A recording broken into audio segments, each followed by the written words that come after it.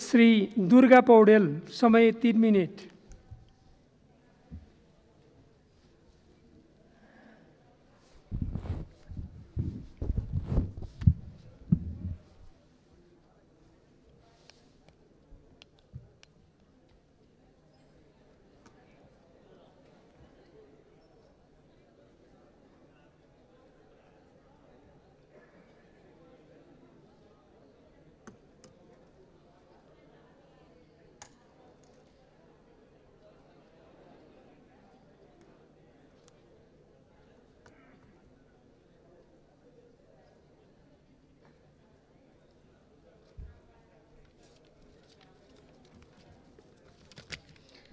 सम्मान्य सभामुख महोदय, आज अत्यन्त गौरवपूर्ण दिन। नेपाली जनताले धेरै लामो समयदेखि आफ्नो भूमि नक्साबाटै हराएको अतिक्रमित भूमिलाई हाम्रो नक्सामा समावेश गरेर सरकारले यसलाई प्रकाशित गरोस् नक्सा भनेर धेरै आवाज उठाइरहेको त्यो जनताको आवाजलाई सम्बोधन गर्दै र आजको दिन यो नक्सालाई विधिवत किसिमले संविधानमै संशोधन गरी निशान छापलाई त्यसलाई लागू हुने गरी आजको दिन यो अत्यन्त महत्त्वपूर्ण, अत्यन्त गौरवपूर्ण दिन। यो दिन आजसम्मको सरकारले विषय धेरै कोणबाट उठे, त्यो भूमिको कुरा पनि, नक्साका कुरा पनि, तर यसलाई कार्यान्वयन गर्ने किसिमले ल्याइएको आजको दिन र यो ल्याएको चाहिँ सम्मान्य प्रधानमन्त्री केपी ओली जीको नेतृत्वको आजको यो सरकारले जुन ल्यायो, यसलाई यो साहसी कदम हो, कार्यान्वयनकै पाटोमा लाने गरेर जसरी ल्यायो त्यसलाई पूर्ण रूपले समर्थन गर्दछु। र यो सँगसँगै नक्सामा हामीले ल्याउँदैछौँ भूमि, यो भूमिलाई वास्तवमै भूमिकै रूपमा हामीले फिर्ता गर्न चाहेका छौँ र नेपाली जनताको चाहना पनि त्यही हो र त्यो रूपले लिनको निम्ति धेरै कठिनहरू पनि देखिएका छन्। अहिलेसम्म हाम्रो सरकारले भारत सरकारलाई कूटनीतिक वार्ताको निम्ति देखाएको बाटोमा धेरैचोटि कोसिस गर्दा पनि त्यसलाई वास्ता गरेको देखिरहेको अवस्था छैन। यो अवस्थालाई मध्यनजर पनि गर्नुपर्ने जरुरी देखिन्छ। त्यसैले त्यो चिजलाई मध्यनजर गर्दै कूटनीतिक वार्ता सञ्चालन गरोस् सरकारले, त्यो राम्रो पाटो, समाधानको पाटो पनि कूटनीतिक वार्ता एउटा पाटो, महत्त्वपूर्ण पाटो हो, त्यसलाई मान्छु। तर सहजै त्यो भूमि त्यसरी फिर्ता नहुने अवस्थामा हामीले विश्व जन्म समर्थनको पनि बाटो अपनाउनु पर्छ र त्यो भूमिलाई हर हालतमा ल्याउने किसिमले संयुक्त राष्ट्र सङ्घमा, अन्तर्राष्ट्रिय अदालतसम्म जान पनि पछि पर्नु हुँदैन, त्यो किसिमले जान जरुरी छ भन्ने लाग्छ सभामुख महोदय। र त्यो सँगसँगै यो महत्त्वपूर्ण जुन कदम, यो साहसिक कदम जुन छ, यो कदमले निर्णायक रूप लिनको निम्ति वास्तवमै नक्सामा हामीसँग हुने भूमि, तर भूमिको उपभोग भारतले गर्दै गर्यो भने त्यसले नेपाली जनतालाई कुनै फाइदा हुने छैन। तर यो कदमले मान्छे कुनै ठाउँमा पुग्नको निम्ति, गन्तव्यसम्म पुग्नको निम्ति पाइला त चाल्न पर्यो त, पाइला नचालिकन गन्तव्य पुग्न सकिँदैन। त्यसैले जुन पाइला, जुन कदम चाल्नको निम्ति अगाडि बढ्यो सरकार, त्यसको निम्ति सबै जनताले, नेपाली जनताले पूर्ण रूपले समर्थन गरेर अगाडि बढेको छ र हामी यो ठाउँबाट आन्तरिक रूपबाटै हामीले पूर्ण रूपले विधिवत किसिमबाट यो नक्सालाई समावेश गर्ने किसिमले जुन मतदानको प्रक्रियामा अब जाँदैछौँ, संविधानलाई संशोधन गरेर जाँदैछौँ, त्यो संविधान संशोधन गर्ने क्रममा यो उद्देश्य पुरा गर्नको निम्ति एउटा साहसिक कदम चाहिँ पक्कै पनि हो सभामुख महोदय। र त्यसैले यो कदमलाई अगाडि बढाउँ र यस दौरानमा कतिपय मान्यजीहरूले आफ्नो विचार व्यक्त गर्ने दौरानमा कतिपयले यो फर्काउने, भूमि नै नफर्किने किसिमको विचारहरू पनि व्यक्त गर्नुभयो, भूमि आउन सक्दैन भनेर पनि त्यो किसिमको विचारहरू पनि आए। कतिपय मान्यजीले यो भूमि नै होइन हाम्रो भन्ने किसिमको विचार पनि आए, जसप्रति मेरो गम्भीर ध्यान आकर्षित भएको छ र त्यो किसिमले नेपाली जनतालाई राष्ट्रप्रेमी भावनाप्रति यो सरकारलाई नै एक प्रकारको चुनौती दिएको छ। कि हाम्रो भावनाप्रति, नेपाली जनताको राष्ट्रप्रेमी भावनाप्रति पनि चुनौती दिएको हो सभामुख महोदय। त्यसैले यस्ता विचारप्रति धेरै सजग र सजग भएर दृढतापूर्वक यस्ता विचारहरूलाई पनि राम्रो तरिकाले प्रस्त गर्ने किसिमले जान पनि जरुरी छ। जहाँसम्म हिमाल पहाड तराई त्यहाँका नेपाली जनताहरू सबै नेपाली हुन्, हामी एक मना एकता भएर राष्ट्रप्रेमी भावनाको उसमा नेपालीहरू कसरी एक भएर उड्दा रहेछन् भन्ने कुरा आज जब जब राष्ट्र सङ्कटमा पर्छ तब हामी एक मना एकता भएर उभिएको यो इतिहास साँची छ। त्यसैले यो आजको आवश्यकता, आजको विषय यो विषय भएको हुनाले अन्य विषय मैले यसमा गाँच्न चाहिनँ। तर स्पष्ट रूपमा भन्नुपर्दाखेरि संविधान घोषणा गर्ने बेलामा नै संविधानभित्रको अन्तर्वस्तुमै संघीयतासित विमति राष्ट्रिय जनमोर्चाको थियो र त्यो विमतिलाई आफ्नै किसिमले सडक आन्दोलन, सदन आन्दोलन, संशोधन उसले राखेर अगाडि लग्यो। तर आजको दिन निशान छाप्नै हो हाम्रो प्राथमिकता र यसैमा एक मना एकता भएर जानुपर्छ र जुन किसिमको एक मना एकता देखिएको छ राष्ट्रियताको सवालमा यो नै महत्त्वपूर्ण सवाल हो र यसलाई हामी पूर्ण रूपले अगाडि बढाउँ र सम्पूर्णले एक मना एकताको साथ जसरी राष्ट्रिय इस्युलाई समर्थन गर्नुभएको छ त्यसको लागि सरकारलाई, हामी सबैलाई, सम्पूर्ण मान्यज्यूहरूलाई पनि धन्यवाद दिँदै यो दृढता र यो एकबद्धताले धेरै दिनसम्म धेरै राम्रो हाम्रो भूमि फिर्ता गर्दासम्मको निम्ति पनि त्यही एकता, त्यही किसिमको सहयोग समर्थन जुटेर एक मना एकता भएर जान हामी सफल हौँ भन्ने यही शुभकामना व्यक्त गर्न चाहन्छु। धन्यवाद। माननीय श्री राजेन्द्र प्रसाद लिङ्गदेन, समय 3 मिनेट।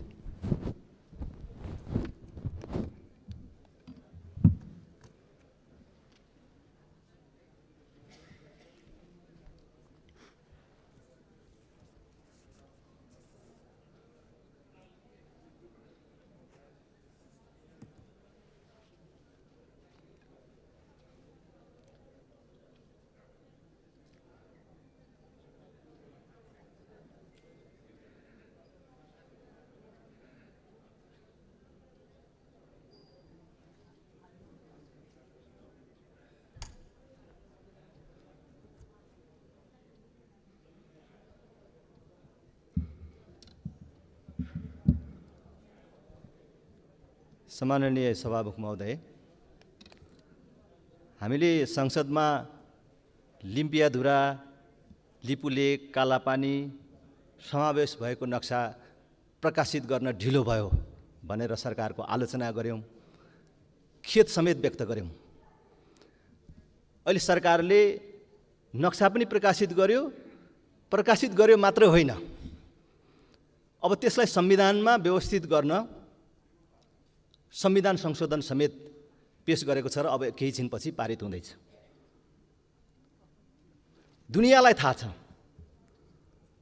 यो संविधानमा, वर्तमान संविधानमा मैले प्रतिनिधित्व गरिराखेको राष्ट्रिय प्रजातन्त्र पार्टीको सबभन्दा ठुलो असहमति छ। यो संविधानको आधारभूत कुराहरू संघीयता, गणतन्त्र, धर्मनिरपेक्षता लगायतका विषयवस्तुहरूमा यसको फरक मत छ। तर अहिले पेश गरेको प्रस्ताव कुनै दल विशेषको प्रस्ताव नभई हामी सबैको साझा र मुलुकको सार्वभौमिकता, अखण्डता र राष्ट्रियतासँग सम्बन्धित विषय हो। हामी सबैभन्दा माथि देश छ, देशभन्दा माथि अरू केही छैन। आज यो राष्ट्रियतासँग सम्बन्धित विषयमा राष्ट्रिय प्रजातन्त्र पार्टीको कुनै शर्त छैन, कुनै किन्तु परन्तु छैन, निशर्त समर्थन छ। आज मलाई यो सुनाउन पाउँदा गौरव हुन्छ।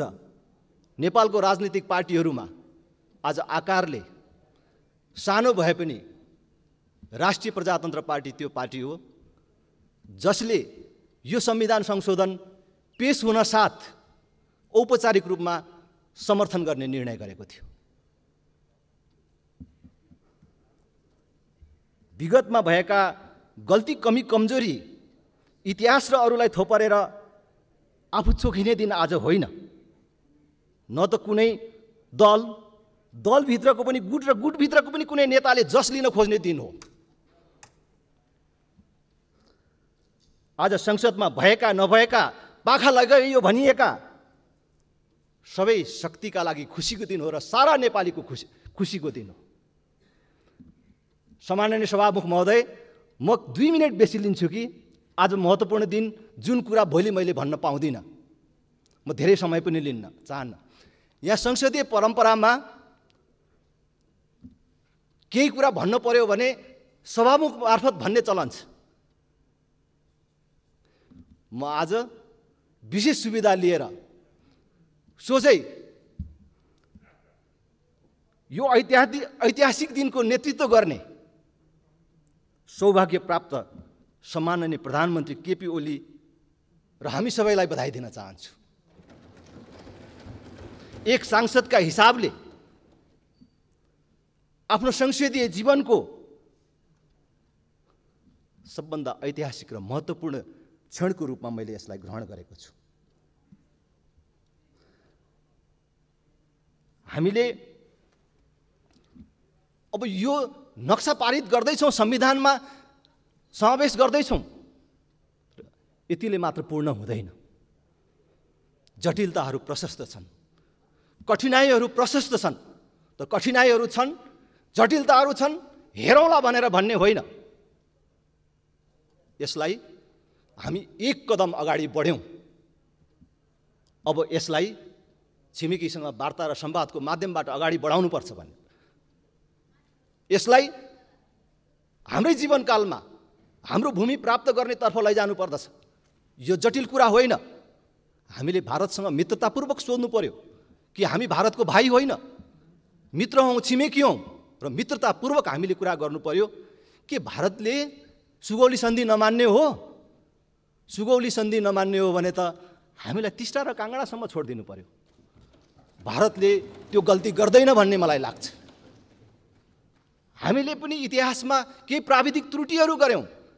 आफ्नै नक्सामा आफ्नै भूमि सामेल नभएको कुरा थाहा पाएनछौँ। हामीले अहिले सच्यायौँ त्यो प्राविधिक त्रुटि। भारतसँग पनि कुरा गर्नु पर्यो, भारतले पनि बुझ्नु पर्यो, भारतलाई बुझाउनु पर्यो। प्रधानमन्त्रीज्यू, भोलि भारतले पनि भन्न सक्छ, ओहो यो गल्ती भएछ, तपाईँहरूको भूमि हाम्रो नक्सामा परेछ भनेर लिम्पियाधुरा लिपुले कालापानी छोडिदिन कुनै समस्या छैन। किनभने ऐतिहासिक तथ्यहरूले, प्रमाणहरूले त्यो हाम्रो भूमि हो भनेर प्रमाणित गरेको छ। त्यसकारण हामी यसलाई असम्भव छ, जटिल छ भनेर भन्दा पनि यो सम्भव छ र सक्छौँ भनेर हामी अगाडि बढौँ भन्ने म आग्रह गर्न चाहन्छु। र म धेरै समय मिच्न चाहन्न, बत्ती बलिरहेको छ, मेरो समय पर गयो भन्ने मलाई लागेको छ। मैले अन्तिममा यति मात्रै चाहिँ नि आजको मन्तव्यहरूमा एउटा असहमति व्यक्त गर्न चाहन्छु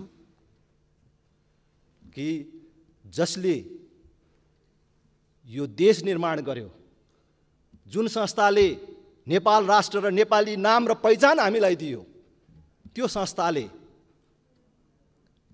यो भूगोल बेच्यो, गुमायो र त्यो आज हामीले फिर्ता गर्दैछौँ भनेर धक्कु लगाउने र गौरव गर्ने दिन र कसैलाई आलोचना गर्ने दिन होइन भन्ने मलाई लाग्दछ र त्यसमा म असहमति व्यक्त गर्दछु।